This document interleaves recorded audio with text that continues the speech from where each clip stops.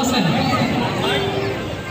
আমরা এসেছি ছাত্রদলের পক্ষ থেকে নিরাপদে এবং নির্বিঘ্নে যেন মাগুরাতে পূজা উদযাপন হয়, তার জন্য ছাত্রদলের আমাদের প্রতি কর্মীরা আপনাদের সবসময় নজর রাখছে। আমরা চাই আপনাদের যদি কোনো সমস্যা হয়, কোনো প্রয়োজন হয়, আমাদের কর্মীদের সঙ্গে যোগাযোগ করবেন, আমাদেরকে বলবেন, আমরা সবসময় আপনাদের পাশে থাকার চেষ্টা করবেন। দেশনায়ক জনাব তারেক রহমান এই পূজাকে লক্ষ্য করে আমাদের সারা বাংলাদেশের নেতাকর্মীদেরকে দিক নির্দেশনা দিয়েছেন যেন নিরাপদে নির্বিঘ্নে এই পূজা সফল এবং শেষ হয়।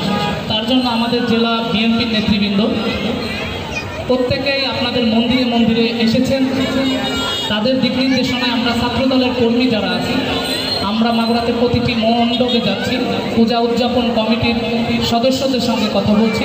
তাদের যে কোনো প্রয়োজনে আমাদেরকে যদি আপনাদের প্রয়োজন হয়, সারা রাত থাকতে হয়, তবে আমরা আমাদের কর্মীদেরকে সেজন্য রেখে দেব। আপনারা যে কোনো প্রয়োজনে আমাদেরকে স্মরণ করবেন। ছাত্রদল আপনাদের পাশে আছে।